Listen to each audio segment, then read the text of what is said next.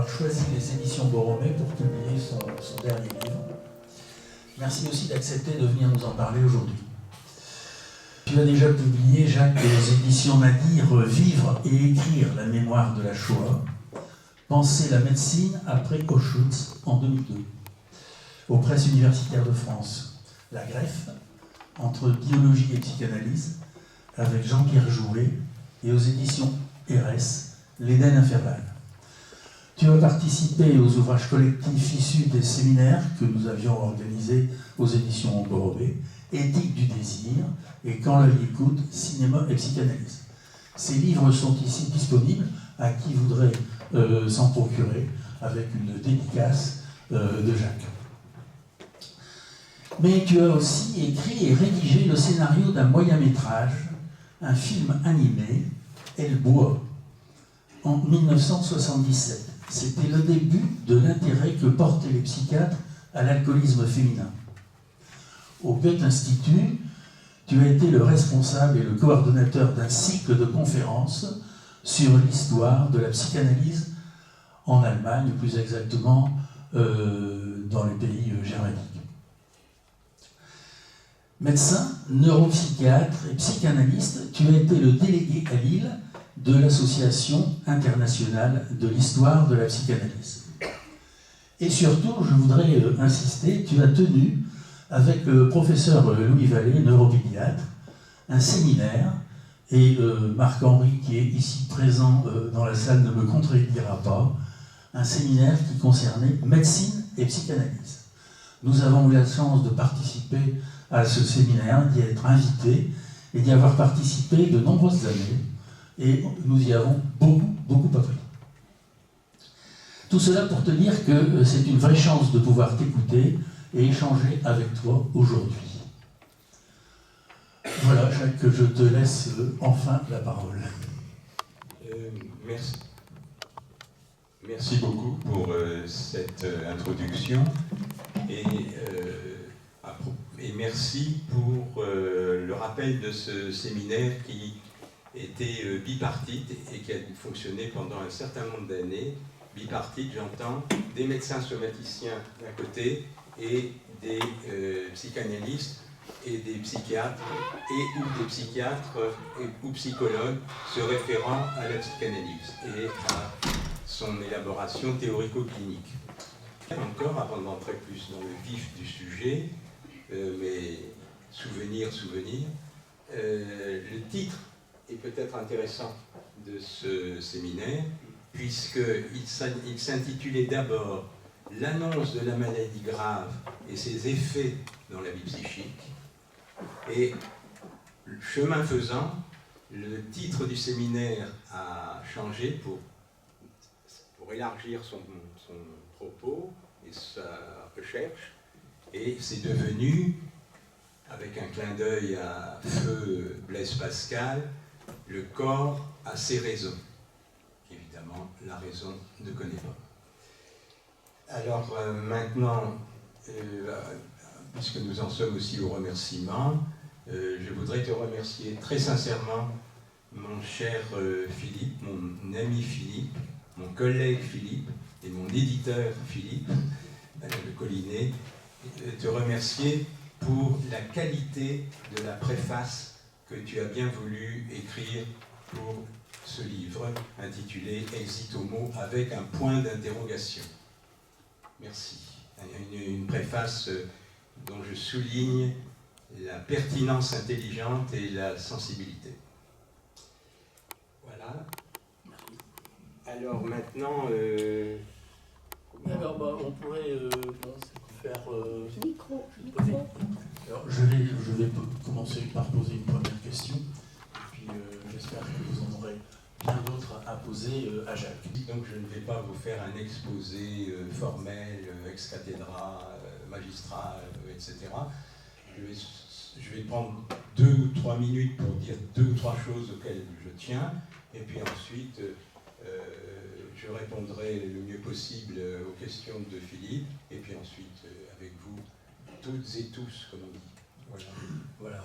Bien. Alors, ma première question, c'est une explication quand même du titre. exit homo, et avec surtout, et tu y tenais beaucoup, avec un point d'interrogation.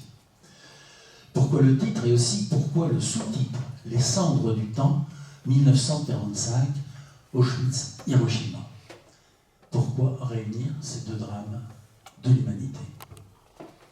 Oui, ces deux drames, ces deux désastres de l'humanité. Désastres qui peuvent nous faire penser d'ailleurs à l'intitulé de certains dessins de Goya lors de la guerre d'Espagne, la guerre napoléonienne en Espagne il y a déjà fort longtemps. Alors pourquoi ce titre? Pourquoi ce titre? Parce que il me semble qu'un certain rideau de déshumanisation tombe sur nous depuis quelques décennies,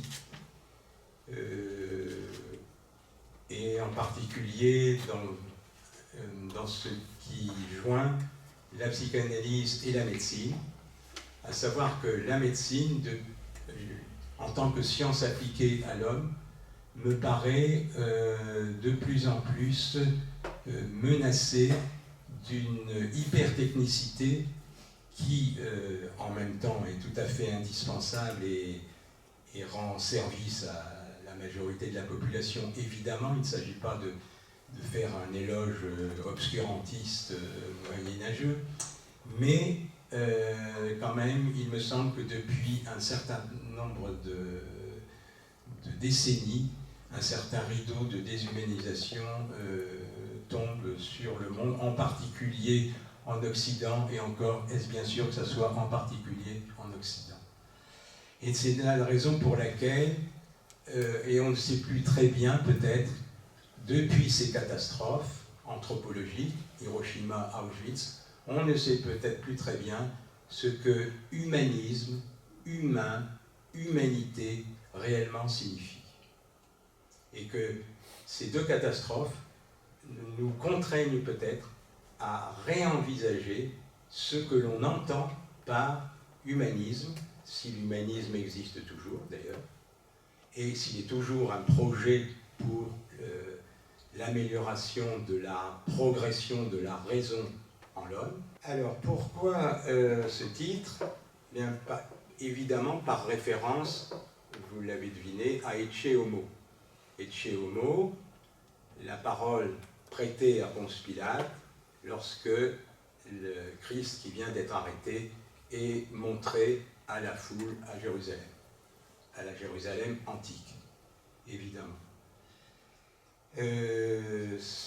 Donc voilà l'homme, hein, c'est ça la signification latine, et voilà l'homme, ou voici l'homme, avec un petit h ou un grand H. Et cet homme a, en quelque sorte, depuis plus de 2000 ans maintenant, cet homme juif de naissance, connaissant de la loi connaisseur de la loi hébraïque, eh bien, ce Jésus-Christ, ce Messie, est et a été une référence pour un monde, on pourrait dire, même si cet adjectif peut être discutable, mais un monde à orientation judéo-chrétienne.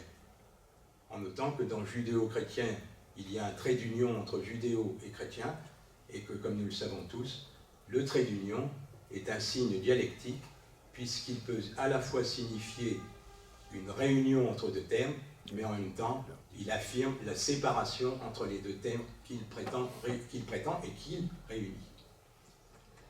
Donc, Ecce Homo, la parole de Ponce Pilate, mais aussi la parole, ensuite, le titre d'un tableau célèbre, Caravage, qui, de manière splendide, met en image cette annonce faite par Ponce Pilate que voici l'homme.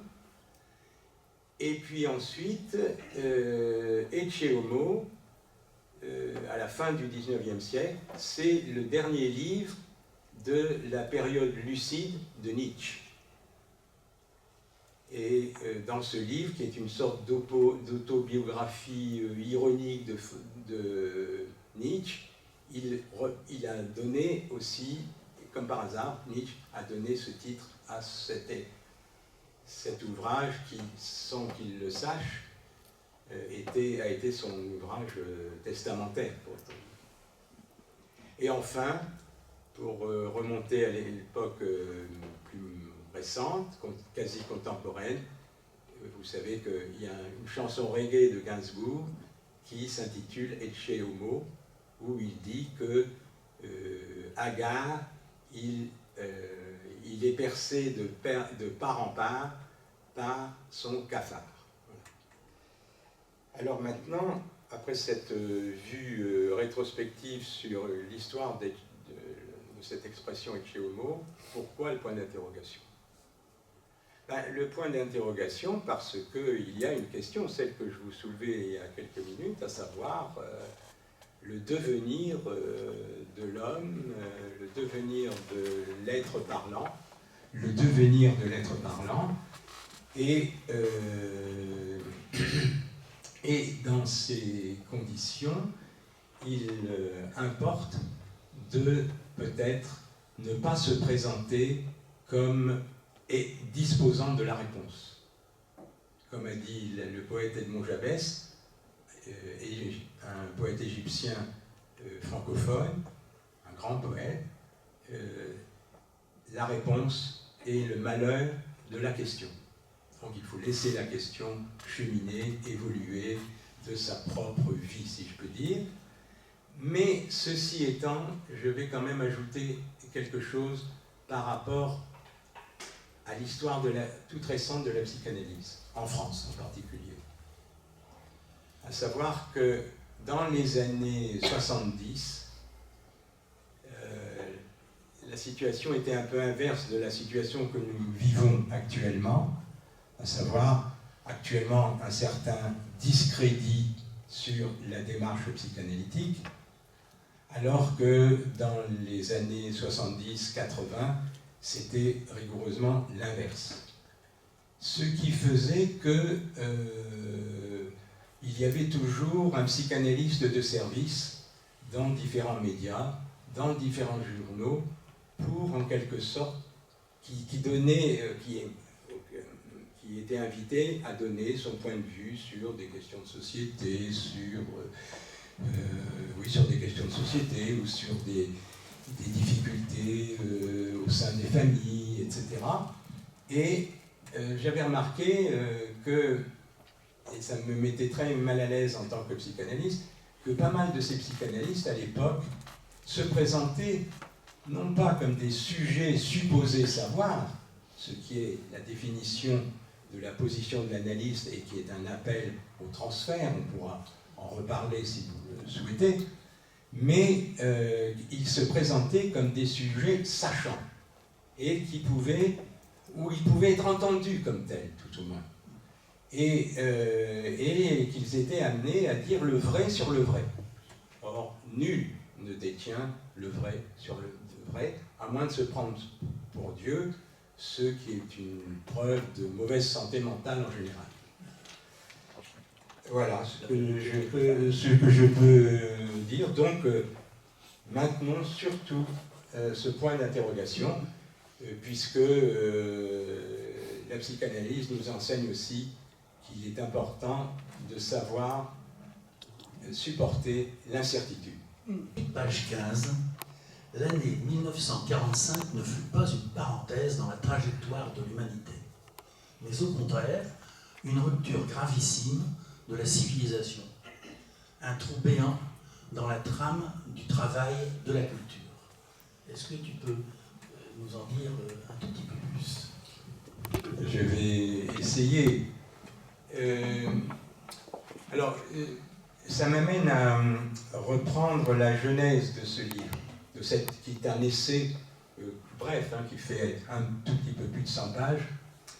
Donc pour ceux qui seraient éventuellement intéressés, ils ne doivent pas s'attaquer à un pavé. Oui, je peux en dire un peu plus.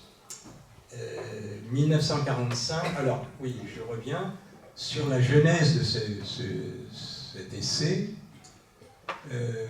comme tu l'as rappelé, en 2017, j'ai publié aux éditions RS un livre s'intitulant L'Éden infernal. Et le premier chapitre, et un important chapitre de ce livre, s'intitule, puisque j'ai toujours été très interpellé par la relation conflictuelle, ou je dirais l'affinité conflictuelle, entre la démarche médicale et la démarche psychanalytique. Et donc le premier chapitre de ce livre, de 2017, donc, s'intitulait, si mes souvenirs sont bons, de l'art médical à la biotechnologie médicale.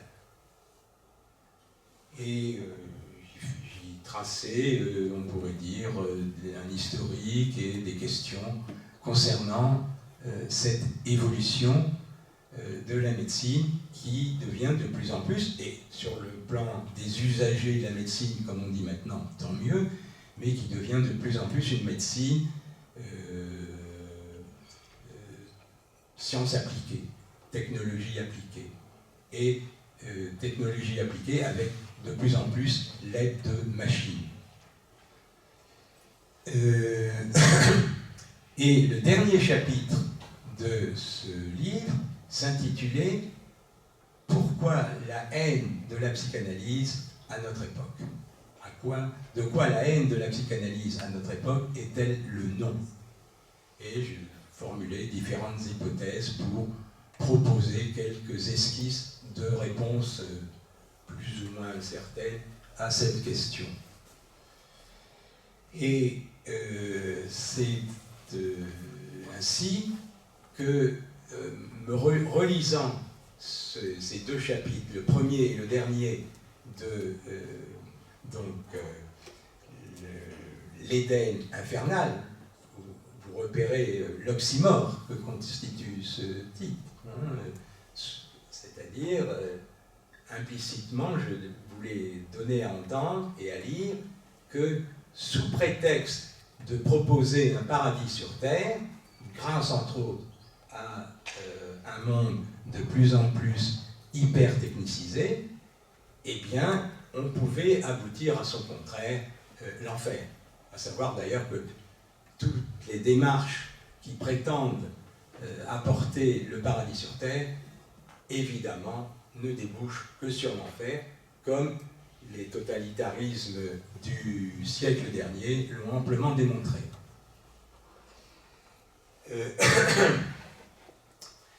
Alors, après cette introduction à l'année 1945, donc je me suis interrogé sur je me suis interrogé sur les passerelles inconscientes, y compris chez moi, qui pouvaient relier ce premier chapitre et ce dernier chapitre que je viens de vous esquisser de mon livre précédent. Et j'ai pensé différentes choses à ce propos que je vous passe, mais je me suis arrêté sur 1945. Et 1945 me paraît une année pivot et une année aussi, on pourrait dire, Janus. En ce sens que, évidemment, 1945, c'est la fin de la Deuxième Guerre mondiale, c'est la victoire sur le nazisme, en vous faisant observer, en passant, que le nazisme n'a été vaincu que par la force des armes. Aucune argumentation n'a pu le démonter. Ce n'est que la force des armes qui a mis fin au totalitarisme nazi. Donc, 1945, son versant positif, c'est la fin de la Deuxième Guerre mondiale. Son versant négatif, c'est le 27 janvier 1945, la découverte par les troupes soviétiques de Auschwitz et de ce camp d'extermination qui était une sorte de cité industrielle produisant des cadavres en masse, et d'une manière qui se voulait rationnelle et, entre guillemets, scientifique. Donc, que penser? Et ça, c'est le 27 janvier, et le 6 août 1945,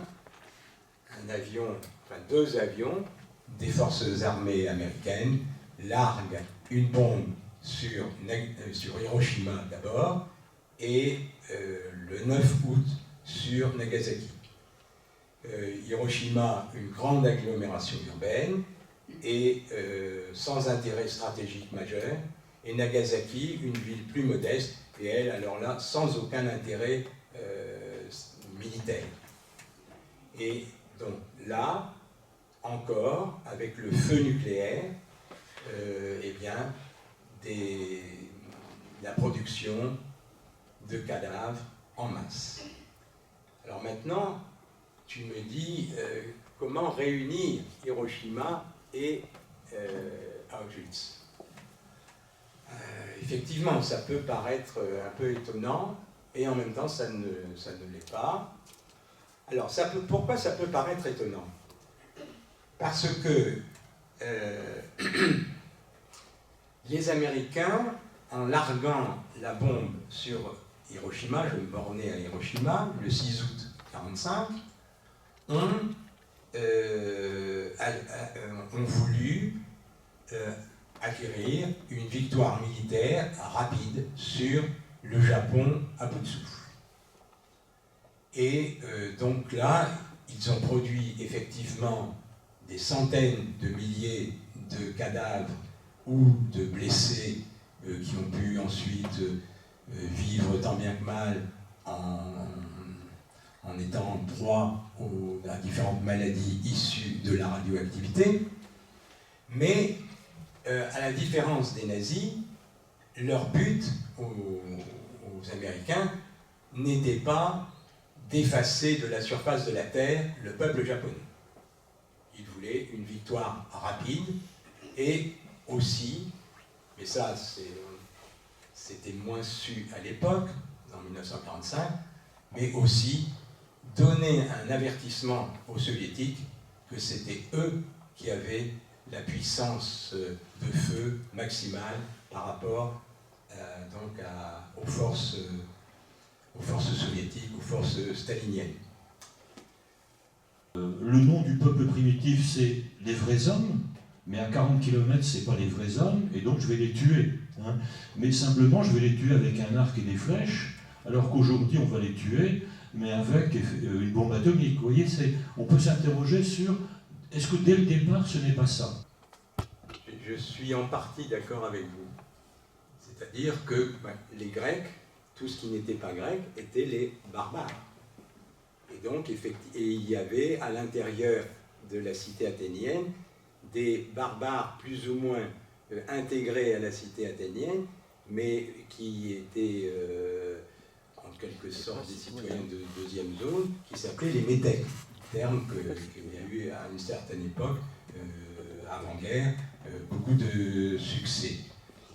Alors, vous dites, ça a toujours existé, oui, ça pense en nous que ce qui n'est pas le reflet exact de notre image, eh bien, peut être inquiétant. L'altérité du semblable, comme nous disons dans notre jargon psychanalytique, c'est ce qui peut être d'une familiarité, puisque c'est notre semblable, mais en même temps c'est un autre qui nous trouble, d'autant que cet autre peut aussi être un double de nous-mêmes dans le miroir.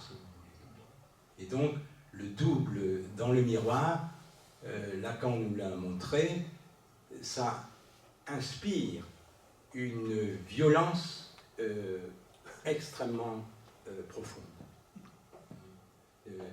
En finir avec cet autre qui pourrait être nous-mêmes, si vous voulez.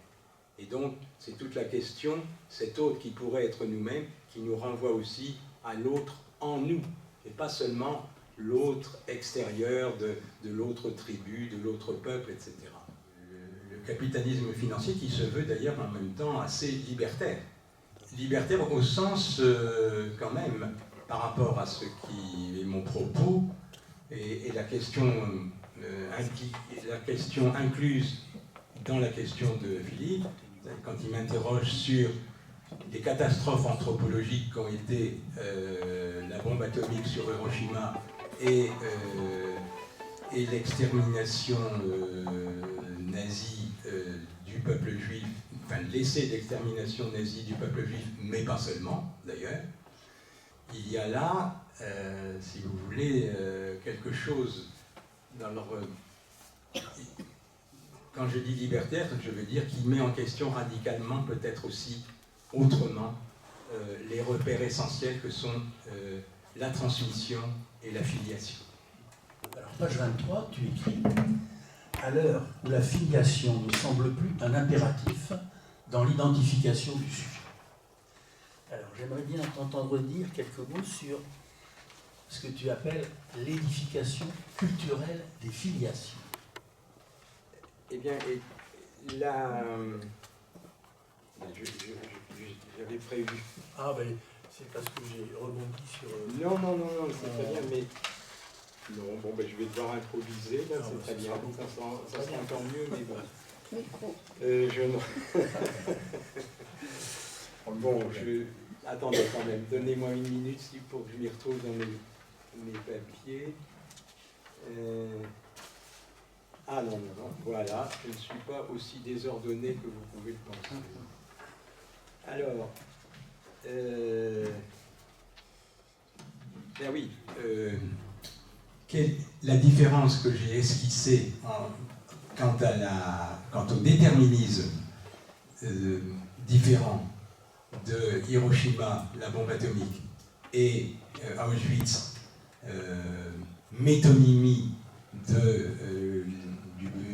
du projet à la fois fou et pervers de l'idéologie nazie, eh bien, comment dire, nous y sommes. Dans l'idéologie nazie, le but était en quelque sorte de créer un nouvel homme pouvant s'affranchir de toute dette symbolique et de toute référence à la filiation. On pourrait dire d'ailleurs que la guerre 14-18, qui a été la matrice de toutes les catastrophes anthropologiques du XXe siècle, et sait-on jamais de celles qui pourraient survenir dans ce 21e débutant, eh bien, a été la guerre fratricide. C'était, on a pu le dire, c'était des peuples européens de civils de culture semblables qui s'entretuaient. Alors, je sais, en pensant à l'intervention de monsieur tout à l'heure, qu'il peut y avoir évidemment une explication, entre autres, à résonance marxiste par rapport au heurt de deux capitalismes à l'époque, le capitalisme germanique et le capitalisme britannique, et que le capitalisme porte je ne sais plus la formule de Marx, le capitalisme porte la guerre comme la nuée porte l'orage, enfin quelque chose comme ça, je crois. Bon. Mais ceci étant rappelé, le projet nazi s'attaque à la filiation, c'est-à-dire au fait qu'il y a avant nous, qu'il y a de l'antérieur, qu'il y a de l'avant, qu'il y a de l'antérieur, qu'il y a de l'antécédent, et donc qu'il y a de l'altérité, et que nous tous, nous sommes inscrits dans la longue chaîne des générations qui se succèdent depuis les origines sur la surface de la Terre. Et que cette filiation, dans l'univers, là je peux dire, je pense, judéo-chrétien, et du coup aussi musulman, par exemple, mais certainement aussi dans d'autres cultures, enfin, je m'intéresse plus à celle-là, eh bien, cette mise en place de la filiation suppose un point à l'origine. Et on pourrait dire un noyau éthico-mythique de ce qui serait l'origine de l'homme. Là, je renvoie aussi aux travaux de Lévi-Strauss qui montrent bien que à quoi sert le mythe? Eh bien, il sert de façon à bien investir nos imaginaires, à nous donner l'illusion qu'il y a un point à l'origine précis, repérable. Donc, par exemple, dans certaines sociétés dites primitives, effectivement, c'est le rendez-vous entre un lion et la lune qui ont produit telle ou telle espèce, et à partir de là, l'histoire commence. Or, c'est à ce niveau d'agencement des générations, d'ailleurs, en hébreu, pour dire l'histoire, on dit l'histoire des engendrements. L'histoire avec un grand H, ça se dit mot à mot, l'histoire des engendrements, hein, de génération en génération, etc. Avec la référence, effectivement, au nom que porte chaque assujetti à telle ou telle lignée. Et donc, c'est ce noyau éthico-mythique que les nazis ont voulu dénier, rejeter, folklore. Et je dois faire là une référence à un psychanalyste d'origine juridique et qui a écrit des ouvrages très intéressants sur la fonction paternelle, et en particulier un livre qui s'intitule « L'objet inestimable de la transmission, l'histoire du caporal Lortie ». Il s'agit de Pierre Legendre, je ne sais pas si certains l'ont entendu dans mon propos, c'est Pierre Legendre, donc il s'est beaucoup intéressé à cela, et Pierre Legendre nous dit que les nazis ont voulu mettre en lieu et place on pourrait dire, du père primitif, du père originaire, si on veut parler comme Freud, ou du Dieu Père, si on veut parler comme dans la tradition judéo-chrétienne, avec les réserves qu'on peut avoir pour ce terme, eh bien, les nazis ont, au nom de la science, parce que leur antisémitisme, par exemple, était racial, il était biologique, il était supposé biologique, il n'était que lointainement apparenté à l'antijudaïsme chrétien, par exemple. Il était d'un autre ordre, même s'il a pu être alimenté par l'antijudaïsme chrétien qui a fonctionné pendant des siècles et des siècles et des siècles, comme vous le savez. Et ils ont donc pour le gendre, et je reprends cette proposition à mon compte, pour le gendre, n'est-ce pas, les nazis ont congédié le Dieu Père et ont mis en lieu et place leur supposée science génétique, biologique, leur supposée science génétique, la génétique à l'époque étant d'ailleurs tout à fait balbutiante. Donc, alors, que dit le gendre? Là, je crois que je vais essayer de citer correctement. Il dit que les nazis ont congédié la référence au Dieu Père pour mettre à la place une supposée science.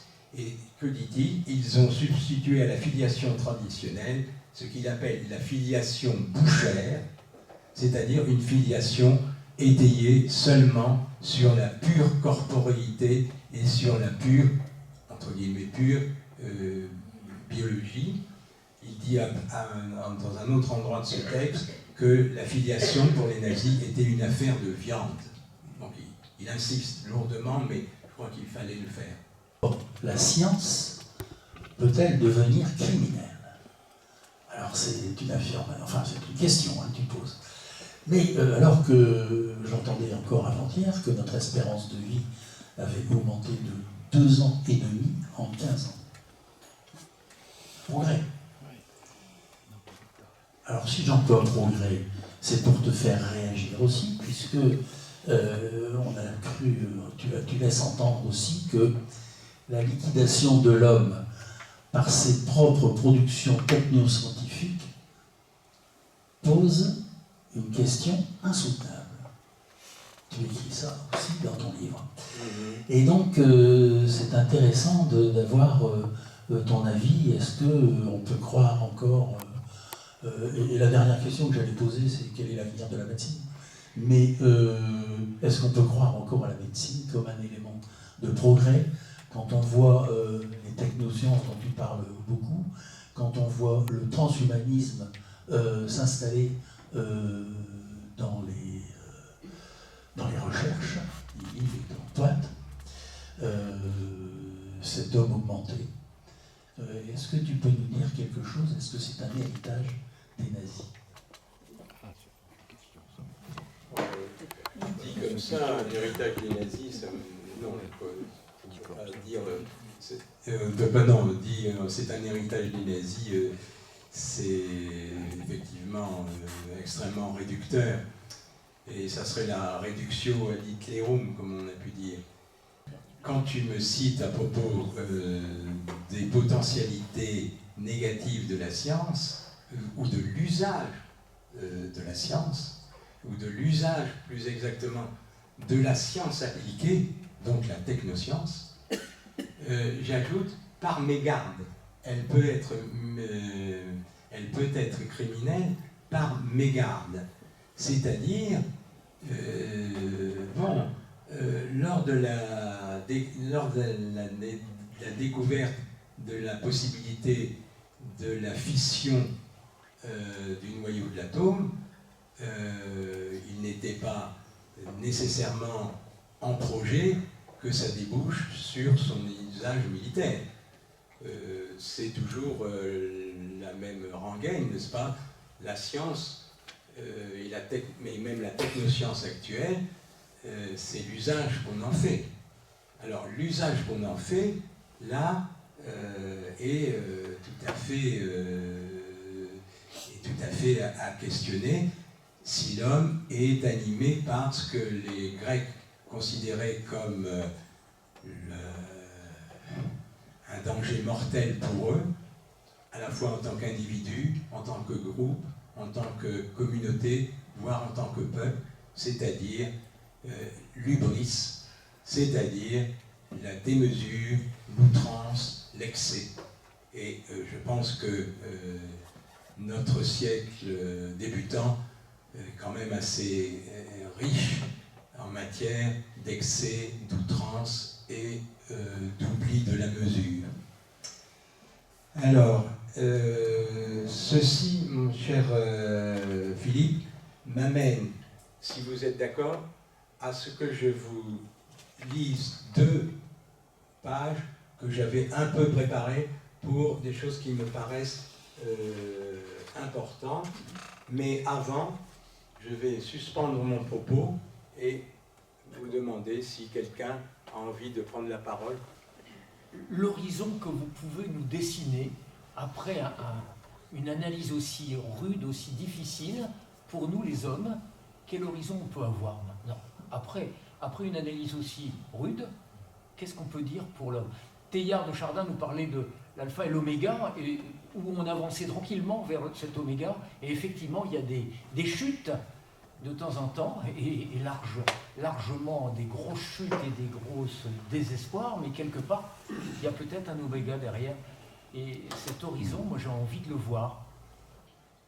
Suis-je un psychanalyste déprimé ou dépressif? Je ne me permettrai pas. Non, mais on peut, si j'ose dire, on est entre nous, on peut y aller. Je ne pense pas. Enfin, pour autant que ma névrose personnelle soit dépassée, je ne pense pas. Mais je pense, si vous voulez, que il ne faut pas se raconter l'histoire. Et je pense que l'humanité, à la différence des siècles précédents, les arcs, les flèches, les escopettes, etc., pour tuer son prochain, qu'on a toujours tué, tu aimeras ton prochain comme toi-même, mais en même temps on l'a toujours tué, eh bien, nous avons changé de paradigme. Dans mon livre, je dis au lecteur, mais je vous dis à vous, puisque vous m'interpellez, je vous dis que Freud, dans les années 30, a écrit un livre bien connu qui s'appelle « Malaise dans la civilisation » en français, ou plus exactement, si on est précis par rapport au titre allemand, « Malaise dans la culture ». On pourrait ergoter civilisation, culture, c'est pas tout à fait pareil, etc. Je passe. Et donc, Freud déjà montrait combien il était pénible pour l'être parlant de sacrifier une partie de son capital pulsionnel, ne demandant qu'à se décharger, au bénéfice d'un minimum de cohésion sociale. Donc le refoulement au bénéfice d'un minimum de cohésion sociale et d'accession à la culture. Bon. C'était déjà là. Maintenant, avec ce qui s'est passé, en 1945, les deux bornes que je montre, que je souligne plus exactement, Auschwitz et Hiroshima, même si elles ne sont pas rigoureusement équivalentes, mais elles sont équivalentes quant à la démonstration de l'inhumanité sommeillant au cœur de l'homme. L'inhumain dans l'humain. Et le désir de tout un chacun, quelque part, d'en finir avec cet autre qui est mon semblable et qui me trouble, qui me fait peur, et cet autre qui est bien entendu aussi en moi. Alors, avec les catastrophes anthropologiques dénommées Hiroshima et Auschwitz, on a changé de paradigme. Et on a changé de paradigme, ça veut dire quoi? Ça veut dire, à mon sens, que l'humanité est en mesure de s'auto-anéantir, totalement. Ce qui n'échappe pas, d'ailleurs, au camarade Poutine, qui, de temps en temps, nous rappelle qu'il pourrait bien utiliser l'armement atomique à des fins... Enfin, il pourrait utiliser l'atome à des fins militaires, de destruction massive. Bon. Autrement dit, la bombe atomique, qu'on a cru être une parenthèse, n'a été qu'une bombe à retardement, qui a toujours été présente dans l'esprit des gens. Quand il était dit de manière naïve qu'il n'y avait plus de saison à cause de la bombe atomique, bon, c'était un propos naïf qui, à l'époque, faisait sourire. Mais quand on réfléchit maintenant, avec les désastres écologiques, etc., on est bien obligé de l'entendre. Alors, pour essayer... Alors, vous avez cité Teilhard de Chardin, et Philippe a parlé qu'il aimait croire, il voudrait croire en la possibilité d'une science bénéfique, que la science puisse avoir des aspects extrêmement salvateurs, en particulier en médecine, mais pas seulement, c'est évident, et heureusement. C'est pas du tout ça que je conteste, ça serait une bêtise à pleurer. Mais ce que je souligne, c'est que le développement technoscientifique dans la dimension de l'hubris est tout à fait grosse de péril pour l'humanité dans son universalité. et que cela, je pense que... Alors, est-ce que c'est être pessimiste ou est-ce que c'est être lucide? Je vous laisse la parole à ce propos. Alors ça me fait penser à un mot d'esprit, on va revenir au cinéma, du metteur en scène bien connu Billy Wilder, un certain Lem Shaw, etc. Enfin, bien connu pour les plus anciens. Les plus jeunes, peut-être, qu'ils pensent que c'est très, très, très, très loin. Mais Billy Wilder, donc, qui était un immigré qui a été contraint de quitter l'Allemagne nazie en catastrophe et qui a émigré aux États-Unis et a fait la carrière que vous savez à Hollywood, enfin que vous savez pour certains ici, certains cinéphiles, eh bien, il avait un mot d'esprit assez féroce, il était assez coutumier du fait, et il disait, à propos de ce qui se passait donc, dans l'Allemagne en 1933, lors de l'accession d'Hitler au pouvoir. Et il disait les optimistes ont fini à Auschwitz, les pessimistes ont fini à Hollywood. Donc, à propos de la filiation et tout ce qu'il y avait dans ta question, j'y reviens. Et je dois dire que le nazisme a été une attaque contre la filiation et donc contre le principe paternel, le procréateur à l'origine. Et donc, il s'attaque à ce qui est, pour moi, l'essentiel, à savoir la transmission. Et c'est une attaque, donc, contre le principe paternel et le noyau éthico-mythique dont je vous parlais tout à l'heure, repris dans le mythe darwino-freudien Totem et Tabou. Et qui a été d'ailleurs écrit juste avant la guerre fratricide de 14-18. Je remarque que tout à l'heure, je vous disais que la guerre 14-18, matrice des catastrophes anthropologiques du XXe siècle, était une guerre fratricide. Mais j'ai laissé en chemin un pendant de mon propos qui était de vous dire que, à l'inverse, enfin pas à l'inverse, mais en complément de cette guerre fratricide, la guerre 39-45 fut une guerre à vocation parricide ou patricide. Il s'agissait d'en finir avec la fonction paternelle, avec, on pourrait dire, le père imaginaire. Le père imaginaire qui assure depuis la nuit des temps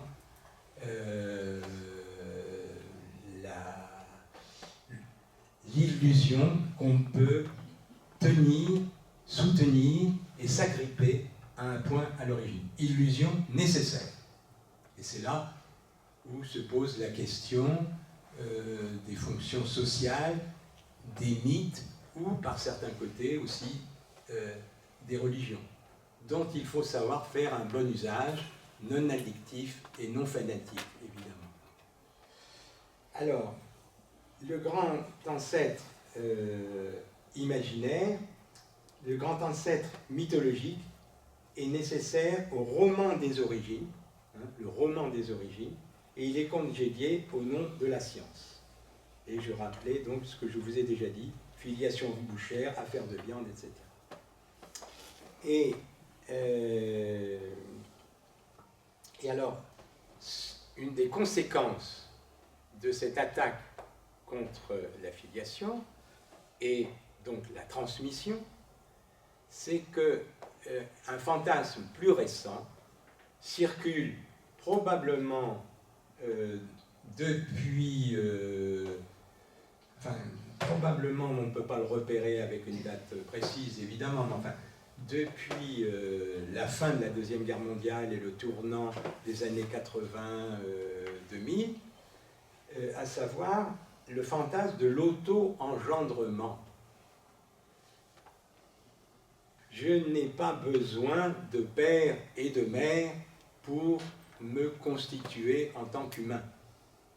Je peux m'engendrer moi-même. Or, nous sommes à une période, grâce aux techniques, à la technologie médicale, à la technologie de la reproduction humaine, comme on dit, qui peut être entendu presque comme un langage vétérinaire, eh bien, on entend, en quelque sorte, ce qui est sous-jacent, c'est ce que je viens de vous dire, et donc, plus de père, plus de mère, et donc plus de parents, et donc plus de différence de génération, et donc plus d'altérité. Je suis à moi-même ma propre origine, ce qui peut être extrêmement dangereux pour la santé mentale, si on admet ce terme. Et d'ailleurs, en réfléchissant comme ça devant vous, je pense à un psychanalyste qui est un peu méconnu maintenant, qui s'appelait Paul-Claude Racamier, qui parlait qui s'est beaucoup intéressé à l'auto-engendrement, en particulier chez les malades psychotiques, donc les grands malades mentaux délirants. Et il constatait qu'il a forgé le concept de antedype. Ce qui voulait dire pour lui que c'était ce qui se passait avant l'Oedipe, mais aussi ce qui était contre l'Oedipe. C'est-à-dire, bon, là c'est devenu un peu un cliché, la relation de l'enfant avec ses deux parents, et l'enfant devant faire face à l'ambivalence qu'il éprouve pour ses deux parents, quel que soit son sexe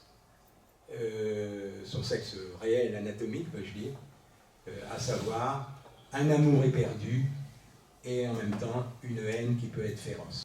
Ça m'amène à vous citer une phrase de Goethe dans le Faust, reprise par Freud, et que nous devrions tous, je pense, élaborer sans cesse et sans cesse.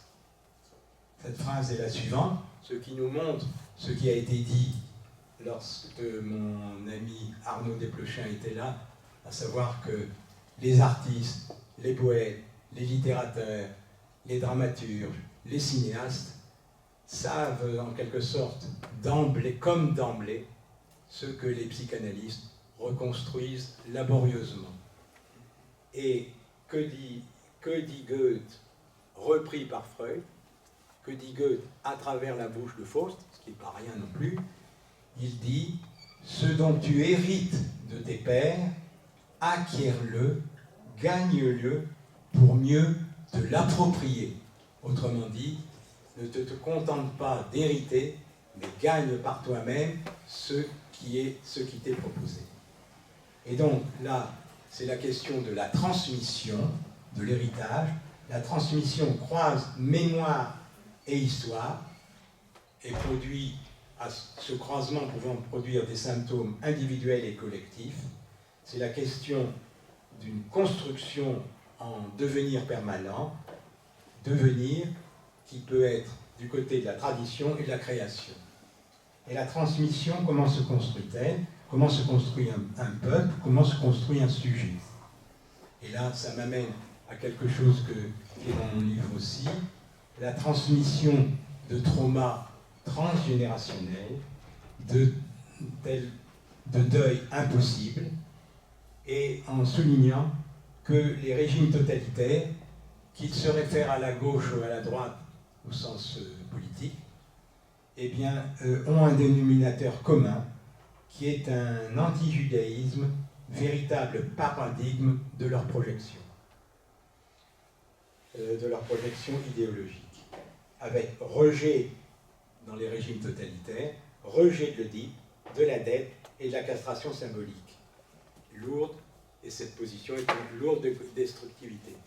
Mais je me demande, et vous demande, si notre époque, eh bien, qui n'est pas, dans son hubris, dans son excès, dans son outrance, ne peut pas s'imaginer qu'on pourrait, par exemple, fabriquer un humain qui serait libre de toute dette, en particulier de toute dette vis-à-vis de la parole. Et lorsque l'on sait que l'homme a tendance, par exemple, à certains moments, à se robotiser, et qu'on nous dit que les robots androïdes pourraient comme s'humaniser, eh bien, où sommes-nous? Voilà. Alors, à propos de ce qui se passe aussi, selon moi, mais évidemment vous n'êtes pas obligé d'être de mon avis, c'est que à l'heure actuelle, tout se passerait peut-être comme si il pouvait à certains moments y avoir une haine de la transmission qui peut se vectoriser en transmission de la haine, voire de l'amour de la haine auquel Arnaud Desplechin a fait allusion il y a un mois et qui est le titre d'un numéro exceptionnel de la nouvelle revue de psychanalyse, un numéro fort ancien. Donc, tout ce que tu dis, Jacques, m'évoque une clinique actuelle qu'on ne rencontrait pas il y a encore quelques années, c'est-à-dire chez les enfants et les ados, qui expriment j'ai un sexe d'homme, mais je me sens une femme, ou l'inverse. Et donc, je me dois de devenir une femme, puisque c'est comme ça que je me ressens. Est-ce que ça, c'est dans la lignée, au fond, de ce que tu exprimes, de la perte du père? De la perte de l'estompage. Alors, là, il s'agit de s'entendre à propos de ce que j'ai dit du père. J'entends par là la fonction paternelle, oui, bien sûr, qui n'est pas Monsieur Papa, enfin, qui peut être incarné par Monsieur Papa, mais j'entends la fonction paternelle. Et alors là, il faut aussi préciser les choses. Le problème de notre société, me semble-t-il, de notre société qui pour moi est la société post-Hiroshima, post-concentrationnaire. Et qu'il y a un effet de hantise de ces deux événements dans la psyché collective. D'ailleurs, notre camarade Poutine veut dénazifier, dit-il, l'Ukraine. Et il fait allusion, sans le savoir, ou probablement tout en le sachant, à la position extrêmement ambiguë dans les années 41-42 des Ukrainiens vis-à-vis des nazis, qui étaient à la fois ceux qui les envahissaient, mais qui pouvaient, pour certains d'entre eux, accueillir comme des libérateurs par rapport au pouvoir stalinien.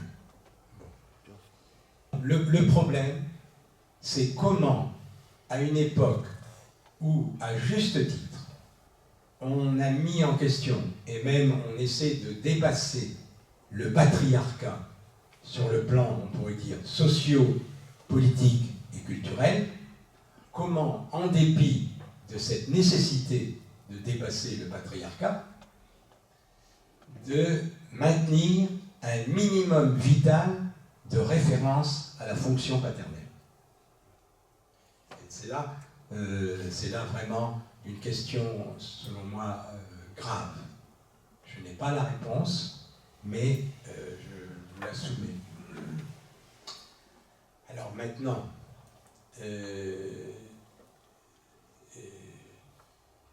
par rapport à ta question, il y a plusieurs niveaux. D'abord, ça me fait penser, mais je ne suis pas en association libre comme ça, hein, mais il y a l'écho en moi de ce que tu dis, c'est ce qu'a dénoncé la célèbre philosophe Hannah Arendt. Elle a dit que une des caractéristiques de notre époque, post-concentrationnaire, post-Hiroshima, c'était que l'homme, tout se passait comme si l'homme devenait superflu. Comme si l'homme était esselé avec le sentiment d'une perte du monde en lui et, on pourrait dire, un arrimage à la terre-mère en quelque sorte, tout à fait flottant. Et ce qu'elle ajoutait à propos de ce sujet post-concentrationnaire et post-Hiroshima, c'est qu'il y avait une confusion entre souveraineté et liberté. Pensons aussi au texte prophétique de George Orwell, de 1984. Bon. Il y avait un ministère de la vérité dans la cité imaginée par Orwell, mais on sait très bien que la propagande, c'est ça. C'est un ministère qui dit la vérité qu'il faut, par laquelle il faut assurer une emprise sur la psyché de ses contemporains et la manipuler. Bon.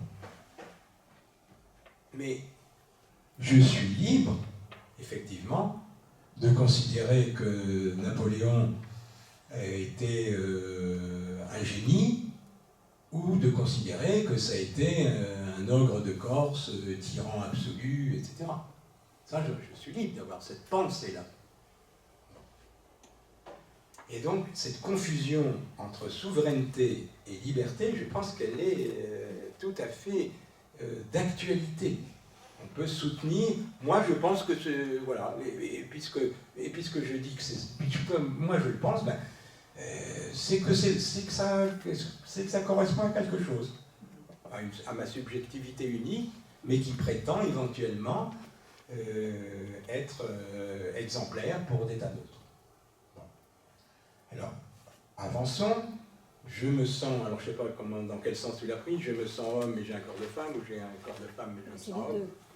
Mais les deux, mais c'est évidemment, si j'ose dire, l'avers et le revers de la même médaille, et tu as parlé de lignée d'ailleurs à ce propos. Bon.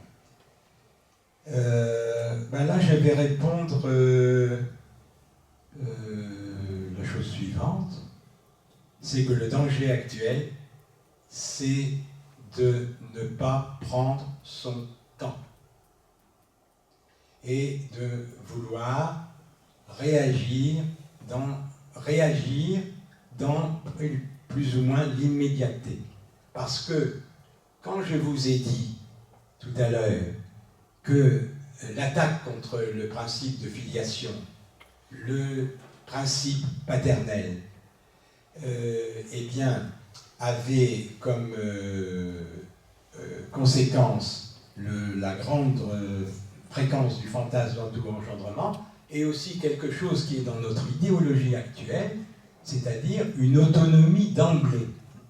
Nous serions d'emblée autonomes, alors qu'il suffit d'un peu de gros bon sens pour savoir qu'un bébé livré à lui-même, et seulement à lui-même, il est condamné à une mort d'abord éventuellement biologique, ou ensuite psychique.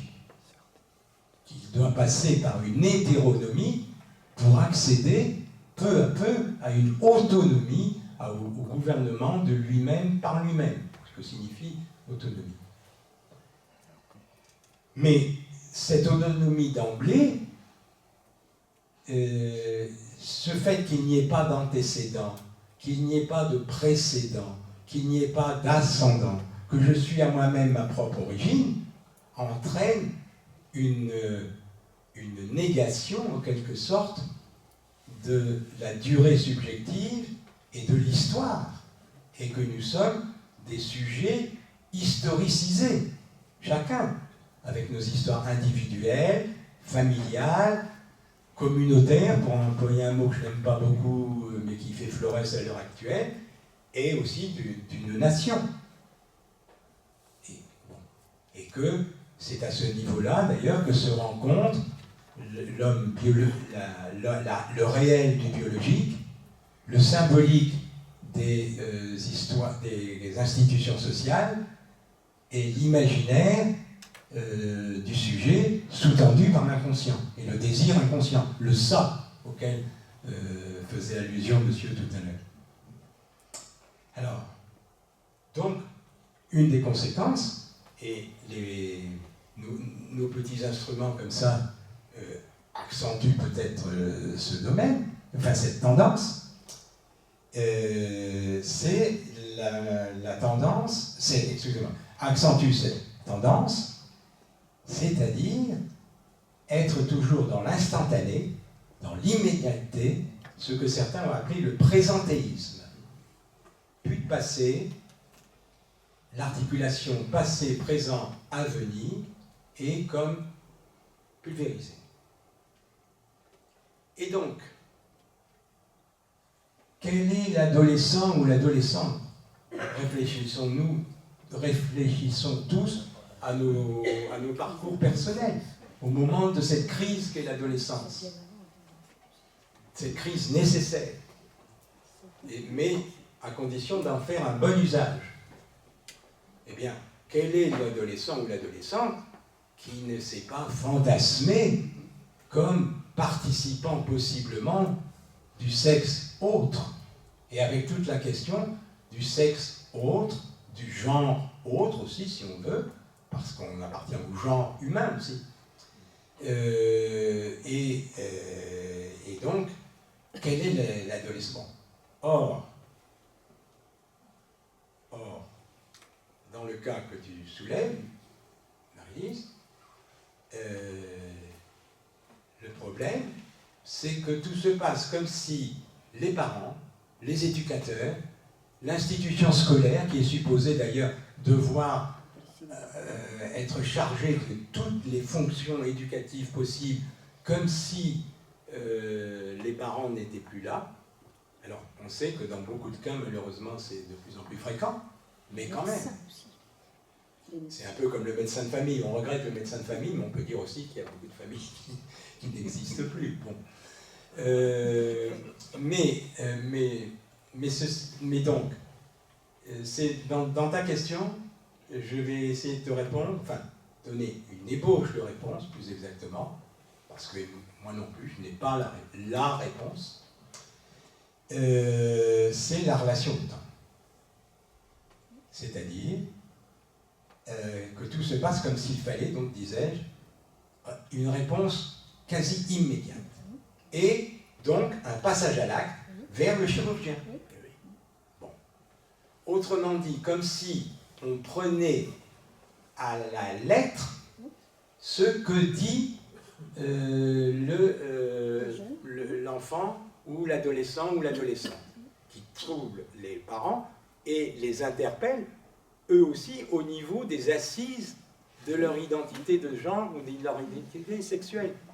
Et donc, ils sont troublés par ça, perturbés, et ce qu'ils veulent, c'est une solution. Alors ça, c'est notre époque, vite, rapide, efficace, s'entraîner, et donc, sans élaborer la question. Autrement dit, c'est un peu comme ce qu'on a pu reprocher aux religions, c'est-à-dire qu'elles donnent des réponses avant que la question ne soit posée. Et bien là aussi, la tendance serait de donner une réponse avec possibilité, là, pour certains, de mutilation de leur corps. Parce que ensuite, il y a quelque chose d'irréversible qui est fait, et on sait qu'il y en a qui souffrent grandement que leurs propos, leur supposé désir non élaboré, a été pris au pied de la lettre. Je ne peux m'empêcher de penser à ce qui a pu être dit des lois nazies. Là pour le coup, j'y vais. Voilà. Des lois nazies qui étaient, comme l'a dit Imre Kertész, vous savez, le prix Nobel de littérature, qui est passé, qui a une expérience vécue des camps d'extermination, parce qu'on confond aussi souvent camp de concentration et camp d'extermination. Du coup, là, j'ai perdu. Oui. Donc, Imre Kertész a forgé dans un de ses romans le concept de loi hors la loi. Loi hors la loi, c'est-à-dire hors la loi avec un L majuscule, c'est-à-dire ce que dans notre jargon psychanalytique nous appelons la loi symbolique, qui a à voir avec le double interdit d'origine biblique. Tu ne commettras pas d'inceste et tu ne tueras pas. La loi primordiale, qui assure la survie de l'humanité. Si ces deux lois sont par trop bafouées, bon, elles l'ont toujours été. Mais si une loi vient dire, une loi sociale, une loi politique, vient dire que c'est ce qu'il faut, on est dans le retournement pervers de la loi primordiale. Et nous pouvons nous demander, à notre époque, si le modèle névrotique d'antan n'est pas remplacé peu ou prou par ce que mon ami et collègue Jean-Pierre Lebrun a appelé la perversion ordinaire. Voilà. C'est-à-dire qu'au lieu d'être confronté aux différents errements possibles de notre désir, nous devrions prendre la voie beaucoup plus courte de la décharge pulsionnelle brute. Quelqu'un d'autre avait parlé de la loi hors limite. La loi hors limite. Parce que, effectivement, la fonction paternelle, la loi, etc., c'est toujours du côté des limites. Or, vous savez peut-être qu'en pathologie psychiatrique, notre époque a forgé un concept qui s'appelle, d'ailleurs c'est tombé dans le langage courant maintenant, les états limites, ou en anglais, les états borderlines. On dit quelqu'un est borderline, etc. C'est tombé dans le langage courant. Bon. Mais ce qui est à constater, que le propre de ces états limites, c'est qu'ils sont sans limite, justement. Ils sont sans limite, oscillant sans cesse entre névrose, psychose et perversion, avec, entre autres, dans leur perversion, un usage éventuellement addictif de différentes substances. Je ne dis pas que tous les usagers de différentes substances ou d'alcool sont pour autant des états limites. Ce serait beaucoup trop simple. Voilà. Je voulais te poser une question, du coup. De quelle coupe s'agit-il? C'est juste une formule qu'on dit souvent. Non, je vous en prie. Par rapport au fait de changer de transition de sexe, en fait, oui. Aujourd'hui, on est hyper accompagné. Je trouve quand même qu'on ne passe pas du sexe opposé en claquant des doigts. En fait, c'est pas à l'instant T. Même au bout d'un mois, on n'a pas changé de sexe. Généralement, ça se fait quand même au bout de quelques mois. Il y a quand même une assistance avec un psychiatre et un psychologue, généralement, pour arriver à là. Enfin, on peut passer en 3 minutes. Bon, 3 minutes, c'est exagéré, mais vous voyez ce que je veux dire par là? Oui, je vois ce que vous voulez dire par là. Bon, on est accompagné, oui, on est accompagné. Mais est-ce qu'un simple accompagnement suffit? Je suis tout à fait d'accord, si vous voulez, à condition qu'on puisse m'assurer que, en prenant vraiment son temps, éventuellement sur un laps de temps peut-être un peu supérieur à celui que vous évoquez, puisse être mis en question le désir véritable sous-jacent à cette demande. Nous sommes à une époque où on confond demande et désir. Et donc, il suffit que quelqu'un demande quelque chose pour que d'une certaine manière, on réponde, généralement de manière positive, ou éventuellement par la négative. Mais oser répondre par la négative, à notre époque, dire non, c'est de plus en plus difficile aussi d'ailleurs. Parce que c'est un besoin pour certains, parce que là, ça fait des années qu'ils sont mal dans leur peau, ils ont grandi, on se sent mal, et en fait, ils prennent déjà quelques temps. Moi, je peux comprendre qu'il y a un accompagnement, c'est fait pour, mais je ne vois pas pourquoi aujourd'hui les gens ont du mal à comprendre qu'en fait, quand on a ce besoin physique, en fait, de changer de sexe, pourquoi on le prend aussi mal, en fait? Non, alors là, j'espère j'espère que vous me faites le crédit que je n'ai aucune position Non, j'ai pas dit idéologique ça, mais à ce propos. peut-être à cause aussi de l'idée chrétienne aussi, je pense. Comme on a Oui. un passé assez chrétien, je pense aussi que beaucoup pensent ça vers mes aînés en tout cas. Et je trouve ça, moi, ma vision actuelle aujourd'hui, je trouve ça presque triste en fait pour les jeunes, enfin, pour nous en fait. Parce que du coup, on se sent juste pas trahi, mais on se sent mal parce qu'en fait, au-dessus, nos aînés, ils ne comprennent pas en fait. Alors que ça existe depuis longtemps, des personnes qui sont mal dans leur peau. Je suis sûre que dans votre génération, il y en avait, mais ils ne disaient pas parce que sinon, pareil pour les homosexuels, c'est une idée. Oui. Bon. Là, par rapport à ce que vous venez de dire vis-à-vis du christianisme, ou du judéo-christianisme, même si je critique un peu ce terme, je vous répondrai quand même que ne jetons pas le bébé avec l'eau du bain. Que considérer que cette référence est obsolète et dépassée,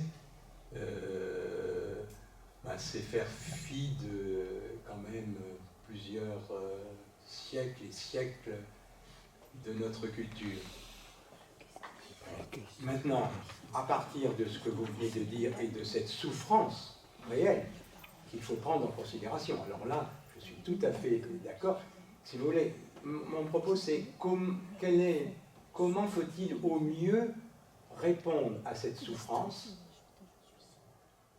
en évitant de confondre demande et désir. Voilà, c'est ça que je vous répondrai. Pour le reste, toute solution qui peut apaiser une souffrance sans commettre de dégâts, parce que parfois le traitement, comme en médecine, le traitement peut être pire que le mal, parfois, si les indications sont mal posées. La psychanalyse, beaucoup de références cinématographiques dans votre livre. Oui. J'en citerai quelques-uns: Hiroshima mon amour, Nuit et brouillard, Shoah, Docteur Folamour. J'aurais aimé, voilà, vous nous disiez un petit peu ce choix. Et oui. Voilà, ça c'était la première partie. Oui. Puis ça nous détendra un peu. Oui. Voilà, donc ça c'était la première partie de la question. Oui. La deuxième, l'articulation. Deux choses m'y ont fait penser, c'est autour du dessin de la première de couverture.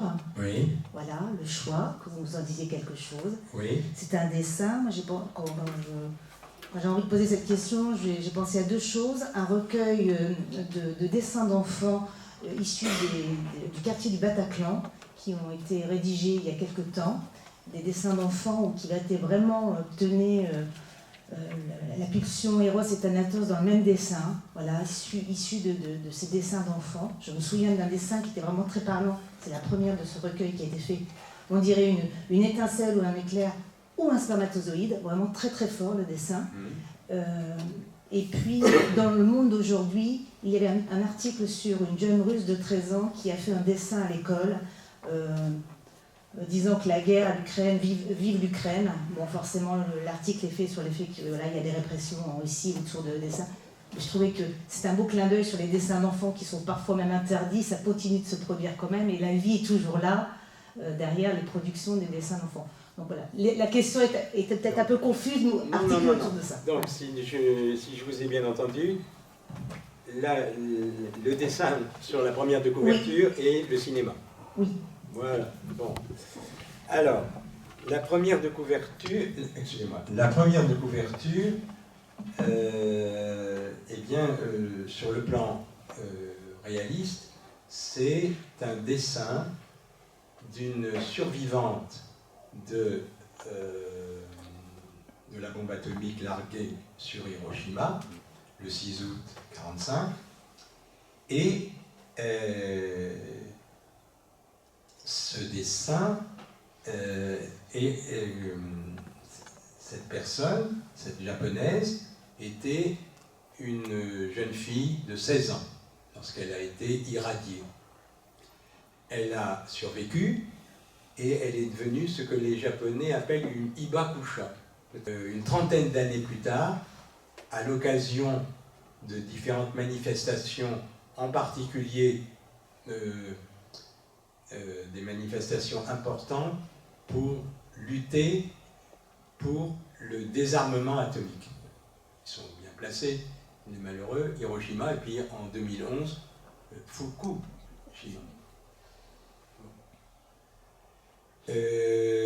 Et donc, elle a fait ce dessin une trentaine d'années, ou plus, je ne sais pas très bien, enfin disons, on ne va pas chipoter, au moins une trentaine d'années après son expérience vécue en tant que jeune fille.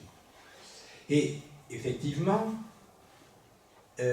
j'ai apprécié ce dessin que m'a proposé mon ami Philippe, parce qu'il était abstrait. Et pourquoi c'était intéressant selon moi que ce fût un dessin abstrait? Parce que devant un dessin abstrait, ou une peinture abstraite, nous sommes contraints de nous arrêter. On ne comprend pas au début. On ne comprend pas, et il y a ce temps de suspens dû à l'incompréhension de ce que nous avons sous les yeux. Et je trouve que c'est un grand intérêt de la peinture abstraite de nous forcer à ce temps de suspens et d'arrêt et de laisser venir nos projections à propos de ce que nous voyons. J'ai choisi d'abord Hiroshima, mon amour. Il y a deux phrases qui reviennent dans ce film. C'est « Non, tu ne sais rien de Hiroshima », dit l'amant japonais à son amante française. Et ensuite, il lui ressasse, si on peut dire, il lui répète, mais inlassablement, « Non, tu n'as rien vu à Hiroshima ». Et je devrais dire, à propos de l'association Hiroshima-Auschwitz, Alain Resnais, 3 ans avant, en 1956, présentait « Nuit et brouillard », qui est le premier film français, et même européen, je pense, à avoir traité de cette fille de Bertrand Blier, qui a écrit et qui a présenté un film qui s'intitule, de façon un peu provocatrice, « Hitler ne connaît pas ». La première génération post-concentrationnelle, alors que la guerre d'Algérie vient de se terminer, que l'américanisation de notre société de consommation démarre, il prétend que cette génération a voulu en quelque sorte tourner la page de la Deuxième Guerre mondiale et de l'occupation nazie. Stanley Kubrick, en 1964, propose un film qui s'intitule Docteur Folamour, ou Docteur Strangelove. Il prétend que des agents infiltrés dans la base, des agents communistes infiltrés dans la base, auraient peut-être mis des drôles de substances dans les canalisations hydrauliques et décide de son propre chef de prévenir des attaques soviétiques en allant les attaquer préventivement. Stanley Kubrick, qui avait intitulé ce film « Comédie satirique militaire ». Et il y a un humour sarcastique qui me fait vraiment très plaisir, personnellement. Et là, quelque chose de très intéressant, par rapport à ce qu'a décrit un grand auteur qui s'appelle Günther Anders, dont je parle beaucoup dans ce livre. Là, je crois qu'il faudrait quand même pouvoir en dire un mot. Je continue. L'avion, comme si je racontais une histoire pour vous endormir aux enfants. Oui. Bon. Donc, l'avion doit continuer. Il continue sa route. Et donc, je disais, il y a un équipage redoutable de professionnalisme efficace. Et c'est là, aussi, à propos de notre époque, est-ce que la raison, à notre époque, est toujours du côté de l'émancipation ou est-ce qu'elle est du côté de l'instrumentalisation? La machine du jugement suprême entraîne une rétorsion par d'autres missiles soviétiques balancés sur les États-Unis, terrible, terrifiant, et c'est l'Apocalypse. Apocalypse, n'a cité 1985, Shoah, où Lanzmann, à sa manière, a peut-être rempli le rôle tragique d'Antigone, puisqu'il a permis à des gens qui avaient été privés cruellement de sépulture, d'une certaine manière, en donnant la possibilité à certains rescapés de dire leur expérience vécue, eh bien, de leur donner comme une sépulture, dans la mémoire des vivants. Voilà, je vais m'arrêter. J'ai pensé aux champignons Matsukake, j'espère que je le prononce bien, et c'est ce champignon qui est très apprécié des Japonais, maintenant de nous aussi, et qui pousse sur toutes les zones où il y a eu des catastrophes, et en particulier il a poussé à Hiroshima. Et donc j'en viens à l'écologie en fait, et je connais rien à l'écologie, j'ai commencé à lire des livres sur ce sujet-là, et il y a Anna Tsing qui a fait un livre qui a eu un grand succès, c'est comme ça que j'ai entendu parler de ce champignon, et qui s'appelle le champignon de la fin du monde. Et en fait, c'est donc un mouvement dans l'anthropologie qui se rapproche de l'écologie, et on n'étudie plus l'homme, on étudie l'écosystème dont l'homme fait partie, et dans lequel l'homme n'est plus central.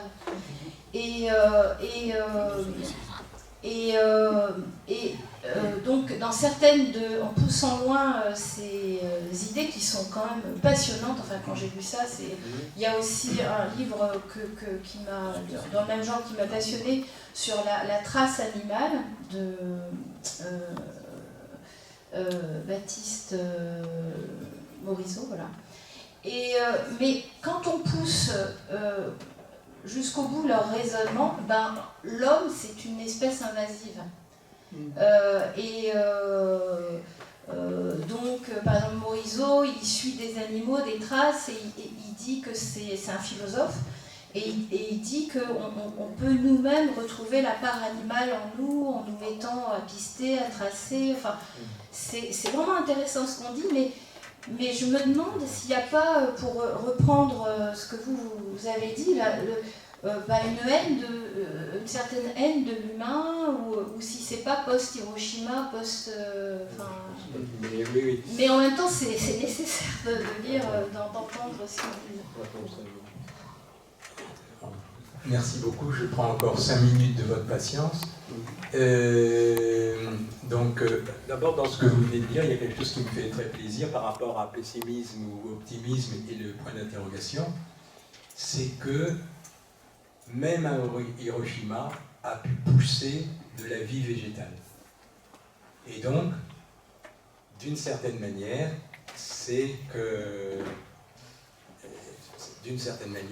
la vie a été possible, et